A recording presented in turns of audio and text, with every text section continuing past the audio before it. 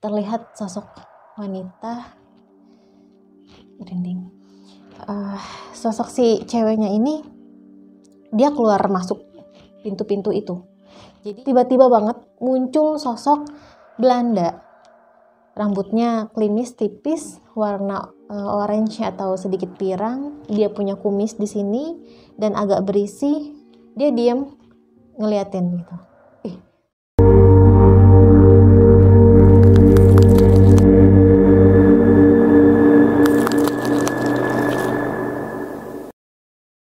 Assalamualaikum warahmatullahi wabarakatuh. Kembali lagi sama gue Syaira. Sebelumnya gue mau ngucapin terima kasih buat kalian yang udah ngeklik video ini. Nah, di video kali ini gue datang lagi nih ke studionya Kamilda Kurnia. Kita sapa aja nih Kamildanya. Gimana nih Kak kabarnya? Alhamdulillah baik, terima kasih sudah datang lagi ya. Nah, tadi sebelum tag, Kamilda udah cerita-cerita nih tentang pengalamannya di Gedung Lawang Sewu. Gimana nih Kak ceritanya? Jadi di Lawang Sewu itu ada kejadian yang bikin kaget, ditambah dapat cerita yang cukup miris, tapi mirisnya ini dalam segi sejarah ya gitu, karena ternyata gedung itu punya banyak sejarah. Oke, ditahan dulu nih Kak ceritanya.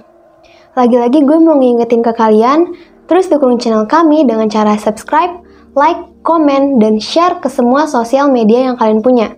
Jangan lupa juga diklik tanda loncengnya agar kalian dapat notifikasi setiap Republik Mistik upload video terbaru. Nah, Kamilda juga punya YouTube channel nih, sama akun Spotify. Boleh disebutin nih, Kak? Buat kalian bisa kepo-kepoin di akun YouTube Milda Kurnia, Spotify ada Setengah Sayap. Jangan lupa mampir ya, nanti linknya gue kasih ke description box.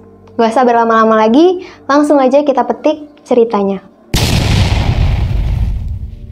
Bisa dimulai Kak ceritanya? Iya, jadi ini adalah pengalaman mistis yang gue alami di tahun 2021 ini sebenarnya, di pertengahan tahun lalu.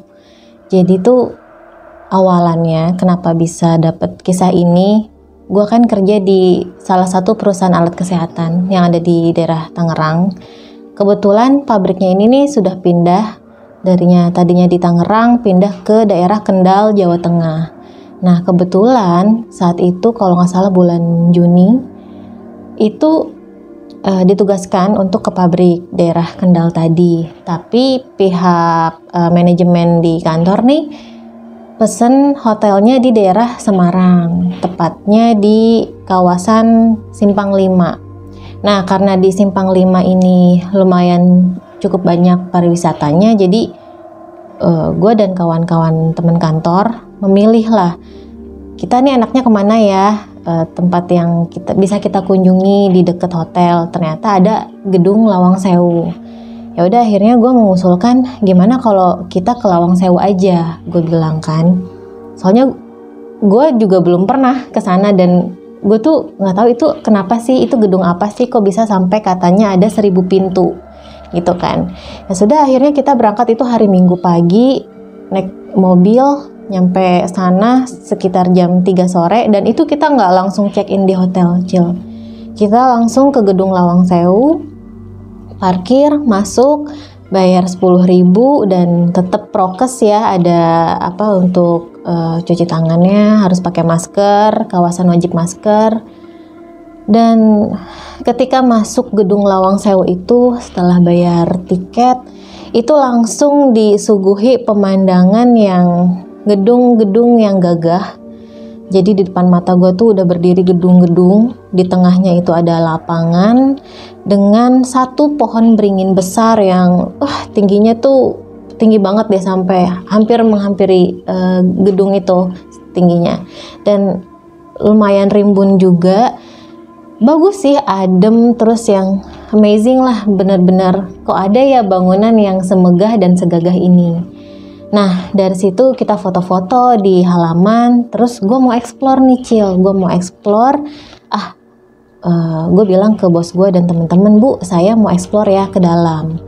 Ibu mau gimana? Sama temen-temen mau foto di lapangan aja atau ikut aja gitu kan. Udah, akhirnya teman-teman kantor gue ini kurang lebih 6 orang waktu itu termasuk bos gue, ikut deh untuk explore ke gedung. saat itu gue memilih gedung yang terdekat dari tempat keluarnya tempat keluarnya bayar loket tadi. Nah, di situ mulai masuk, sudah mulai on kamera, ternyata ketika masuk itu di sebelah kanan ada lubang di bawahnya gitu ya, di lantai ada lubang kotak. Tapi gue nggak berani explore ke situ karena ini lubang apa ya, takut terperosok juga gitu. Terus dan dia ada talinya juga untuk menghalangi. Jadi yang nanti aja deh gitu. Nah akhirnya mulai masuk lagi, dan di situ benar-benar disambut lorong yang banyak banget pintu-pintu. Jadi pintunya tuh kayak pintu bolong gitu, lorong, pintu. Terus belum apa-apa, di situ sudah mulai terlihat sosok wanita. Merinding. Sosok si ceweknya ini, dia keluar masuk pintu-pintu itu.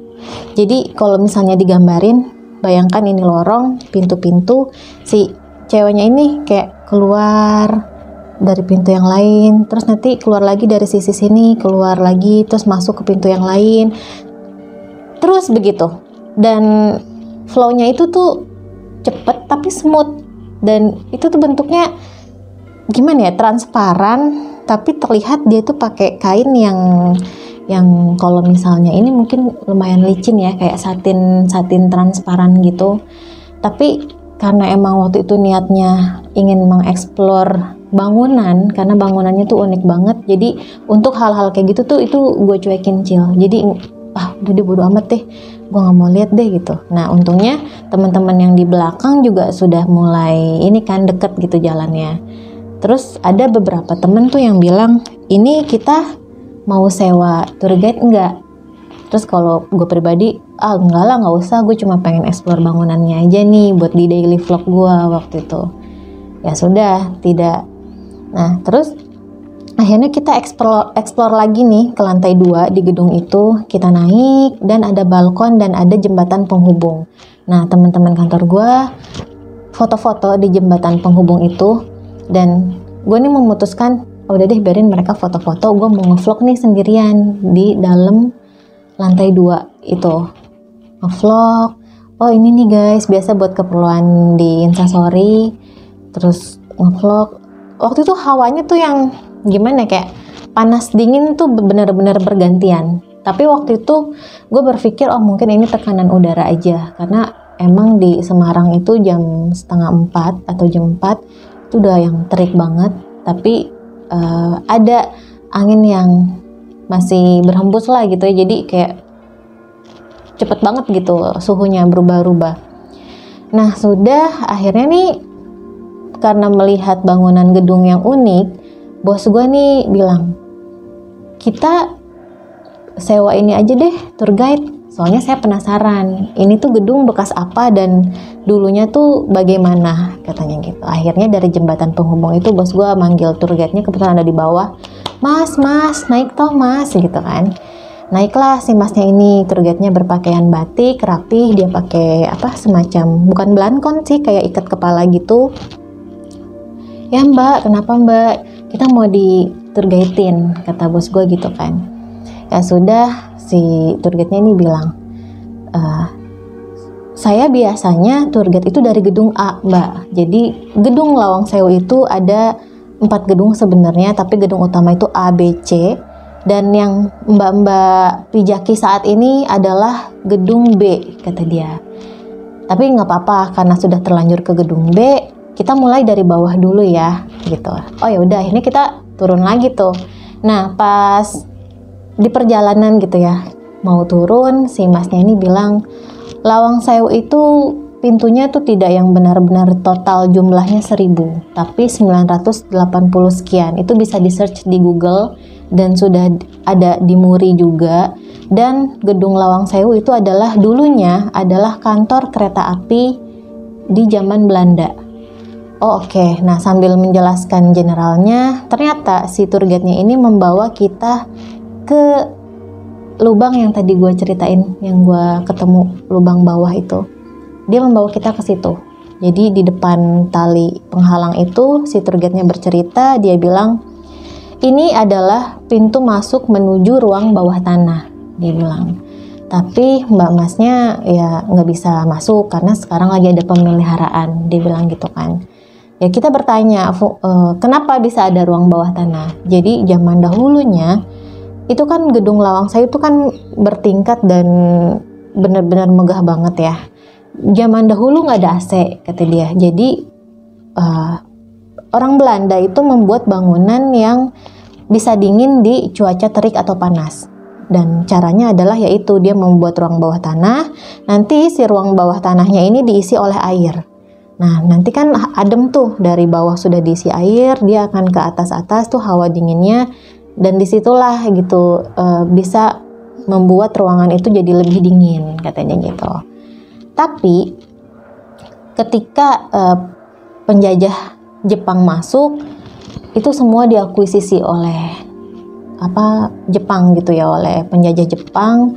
Dia bilang gedung ini direbut dan dikelola oleh Jepang, tapi fungsinya sudah berubah. Fungsi ruang bawah tanah itu sudah berubah. Dan si tour guide ini juga menjelaskan ruang bawah tanah ini itu loh Mbak, terkenal waktu itu sempat jadi syuting tempat syutingnya Masih Dunia Lain, dia bilang gitu. Itu terkenal banget Mbak. Oh, oke, berarti masuknya dari sini Pak. Kata dia gitu. Nah mulai lanjut lagi, dia menjelaskan fungsinya berubah tadi kan. Ternyata fungsinya ini adalah sebagai tempat pembuangan mayat. Itu. Jadi tentara Jepang membuang mayat-mayat penduduk Indonesia di ruang bawah tanah itu. Dan dia menceritakan dulu ada kasus kejadian 5 hari Semarang namanya, di mana tentara Jepang ini ribut atau berperang melawan pemuda Semarang yang mana dinamakan sebagai kejadian 5 hari Semarang. Nah itu korban-korban itu dimasukkan ke ruang bawah tanah tersebut dan menjadi tempat persembunyian tentara Jepang. Jadi kalau ada tentara Jepang yang dikejar nih sama pemuda Semarang, dia akan bersembunyi di ruang bawah tanah di balik tumpukan-tumpukan mayat. Gitu. Nah, ketika si tour guide-nya ini menjelaskan seperti itu, mulai tercium bau darah yang amis gitu. Cuma gue diam aja waktu itu. Diam sambil memperhatikan yang lain juga, apakah yang lain tuh nyium juga atau enggak gitu kan. Cuma ya kita nggak enak nanyanya di depan tour guide ya. Jadi ya itu sementara disimpan dulu. Tapi ketika si tour guide ini menceritakan tentara Jepang dan pemuda Semarang, itu entah kenapa yang terlintas di benak tuh tiba-tiba banget muncul sosok Belanda. Rambutnya klimis tipis, warna orange atau sedikit pirang. Dia punya kumis di sini dan agak berisi. Dia diam ngeliatin gitu. Langsung astagfirullah dalam hati. Apaan nih ya gitu. Tapi udahlah, gue mungkin halu. Ya udah, akhirnya lagi-lagi diabaikan sampai akhirnya gedung A sudah selesai dieksplor dan diceritakan. Lanjut lagi, gedung B sudah selesai dieksplor, diceritakan, dan kita lanjut lagi tuh ke gedung A. Nah, di gedung A ini mulai banyak ruangan-ruangan yang berisi foto kereta api zaman dahulu, pokoknya foto-foto zaman dahulu lah, gedung itu dulunya seperti apa. Dan kita masuk lagi ke ruangan, masih di gedung A lantai 1. Ini sudah mulai ada foto-foto tokoh. Nah, ini yang benar-benar bikin gue kaget, merinding, dan gak nyangka gitu. Di foto-foto itu kan dia menempatkan foto-fotonya itu di atas ada 2 foto, di bawahnya baru ada foto-fotonya lagi gitu, banyak. Nah, ini ketika sampai itu gue kaget. Yang gue kaget adalah di foto itu, di foto salah satu yang di atasnya yang ada 2, itu adalah sosok yang gue lihat. Itu yang luar biasa kaget, sampai kagetnya kayak mau ngomong apa tuh bingung ya. Terus ini siapa ya, kok tadi ada gitu. Tapi nih si tour guide ini dia lebih excited atau dia lebih antusias menjelaskan foto yang sebelahnya yang nggak gue notice. Dia bilang, ayo mbak, mas, ini foto siapa? Kalian pasti tahu. Beliau adalah tokoh yang memiliki sistem tanam paksa, dia bilang gitu. Nggak ada yang bisa nebak karena emang nggak ada namanya juga. Namanya tuh kayak kecil gitu deh ditulis di fotonya. Dia bilang ini adalah Van de Bos. Koreksi kalau gue salah ya. Beliau adalah yang memiliki sistem tanam paksa. Tapi gue lagi-lagi gue nggak notice ke situ karena gue tuh masih yang kaget sama foto sebelahnya gitu loh, kan dua nih. Jadi sebelah sini Van de Bos. Nah di foto inilah yang jadi tanda tanya besar gue. Gue tanya ke si tour guide-nya, Mas, yang ini yang sebelahnya ini siapa? Ini dia siapa? Dia apa gitu? Saking gue kagetnya gitu ya. Kenapa tuh mbak? Dia sampai kayak gitu. Kenapa tuh mbak? Enggak mas, ini dia siapa? Beliau adalah tokoh yang mencetuskan bahwa di Indonesia ini harus punya kereta api, dia bilang. Beliau adalah tokoh pencetus Indonesia harus memiliki kereta api, dia bilang. Di situ langsung merinding sampai ubun-ubun. Terakhir yang gue tanya sama tour guide-nya ini adalah, dia siapa namanya mas? Van den Wonder, kalau nggak salah ya. Koreksi kalau gue salah ya, soalnya lupa juga nama-nama Belanda gitu kan. Tapi ini bisa di searching.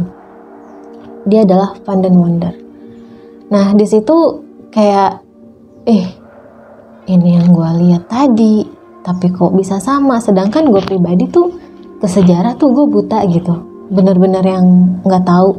Malah si tour guide-nya aja tuh nanya ke gue, siapa Mbak Hayot pencetus tanam paksa? Itu gue sama sekali nggak tahu. Nah sampai akhirnya misteri gue keep di situ, bener-bener jadi tandanya besar. Dan setelah semua explore tidak menemukan apa-apa lagi, sampai waktu itu kita sampai maghrib di situ, foto-foto segala macem. Dan ketika pulang ke hotel di perjalanan tuh gue tanya sama teman-teman di mobil, tadi ada yang nyium bau darah nggak? Pas lagi cerita si tour guide-nya. Iya, gue nyium. Jadi di antara 6 orang temen gue itu ada satu yang nyium. Dia bilang, gue nyium, makanya gue menjauh. Memang kelihatan sih saat itu, di saat yang lain tuh penasaran gitu, mana sih lubangnya, kok bisa sih lubang kayak gini jadi pintu masuk kayak gitu kan. Dia malah menjauh. Ternyata menjauhnya dia itu adalah dia sudah mulai mencium bau amis darah kayak gitu. Kalau gue kan gue nyium, tapi gue yang udah deh biasa aja gitu, biasa aja. Tapi dia yang benar-benar dia menjauh karena dia mencium amis. Nah sudah ketika sampai hotel, mulai ngecek dong, oh ada DM masuk nih. Ternyata temen SMA gue tuh, dia bilang, ku ini di video ini ada suara orang lain, ada suara cewek. Dia bilang kayak gitu. Nah saat itu tuh gue nggak notice, Cil. Maksud gue, oh itu mungkin suara nafas gue. Jadi gue cuma bales sekenanya. Gue bilang, hayo lo, wak. Udah selesai. Udahlah, mulai dinas lagi sekitar 2 hari di daerah Kendal dan pulang lagi. Nah ternyata teman kantor juga bilang hal yang sama. Dia bilang gini, Mbak, itu di videomu loh ada suara cewek bilang, katanya gitu. Masa sih? Langsung merinding kan sekujur tubuh. Akhirnya gue cek lagi tuh, karena instastory itu dalam 24 jam sudah hilang. Gue bela-belain, gue liat arsip itu, gue download, Cil, dan gue dengerin lagi. Dengerin berulang-ulang dan benar, memang ada suara kayak gitu.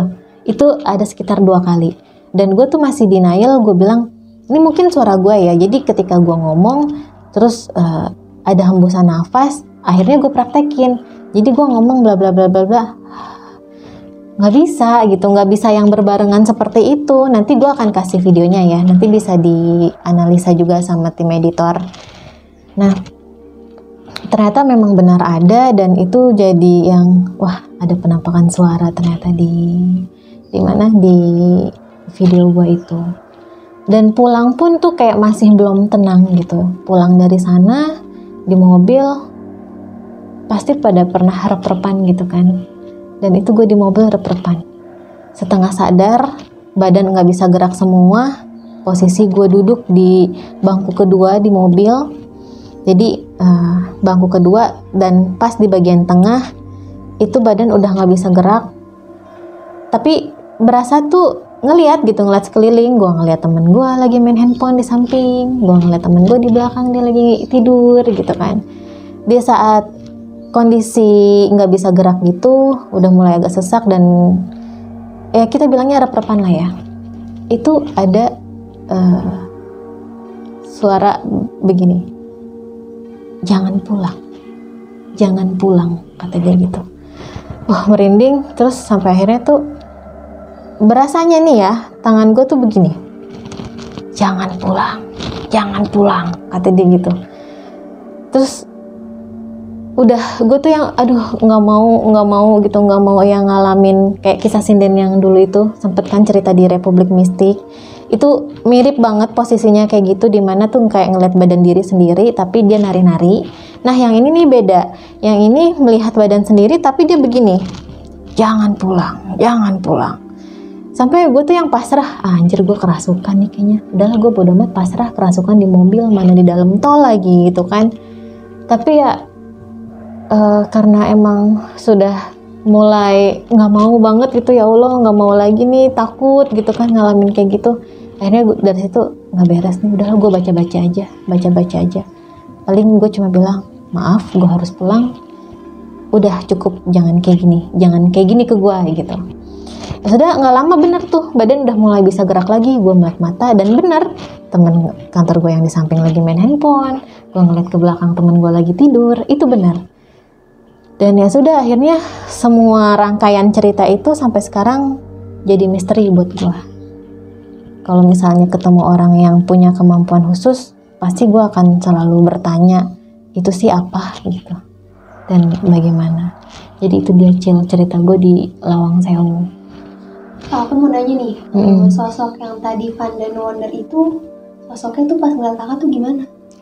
Jadi awal ngelihat dia tuh yang tiba-tiba, pokoknya untuk tampilannya tuh dari sini, dari leher ke kepala, nggak ngelihat baju, jadi benar-benar ngelihat langsung muka. Dan ya itu rambut klimis, dia punya kumis dan agak berisi gitu. Dan itu kentara banget, dia Belanda gitu. Jadi nggak yang full body satu badan gitu dia pakai bentuk apa, enggak. Jadi dia cuma nampilin muka aja kayak. Tapi gitu. Pas ngeliat kakak tuh dia mukanya tuh emosi atau flat aja gitu? Gimana ya, kayak nggak tahu ya itu ekspresi marah atau ekspresi hanya memantau. Dia gini nih, gitu aja, nggak yang marah atau berdialog tuh nggak. Terus aku mau tanya lagi nih kak, tentang suara yang di mobil itu dia sosoknya tuh kayak gimana? Nah ini dia, awalnya tuh melihat badan sendiri kan, terus tangan tiba-tiba ngangkat begini, udah kan, terus ya udah dia bilang jangan pulang, udah baca-baca segala macam. Itu sempat sekelebat muncul bayangan, tahu Tasmania nggak sih, kartun Tasmania? Ya, nah dia kan berbulu, ya berbulu gitu, bentuknya dibilang genderuwo ya bukan ya, tapi kayak Tasmania, tapi coba jangan dikartunin gitu, di versi asli semacam itu. Dia punya bulu, terus bukan badan ya, apa nih namanya, bahunya tegap begini, makanya tangannya tuh agak ngangkat gitu. Itu sih sekilas, setelah baca-baca muncul itu sekilas dan hilang kayak gitu. Sekian cerita dari Kamilda. Menurut gue cerita yang tadi Kamilda bawain ini cukup serem sih, apalagi tentang sosok dari Van dan Wonder yang Kamilda lihat di gedung Lawang Sewu. Nah, kita juga bisa belajar tentang cerita sejarahnya juga nih dari ceritanya Kamilda. Buat kalian jangan lupa lagi nih mampir ke channel YouTube-nya dan akun Spotify-nya Kamilda. Bisa disebutin lagi nih kak? YouTube tuh ada di Milda Kurnia, jadi memang ada cerita horor setiap malam Jumat, silahkan dilihat. Dan untuk Spotify itu tentang kisah relationship setengah sayap, kalian bisa search aja di situ. Jangan lupa mampir ya, nanti linknya gue kasih ke deskripsi. Buat kalian yang punya pengalaman horor atau mau jadi narasumber langsung, kalian bisa DM ke Instagram Republik Mistik atau bisa melalui email yang ada di bawah. Terus dukung channel kami dengan cara subscribe, like, komen, dan share.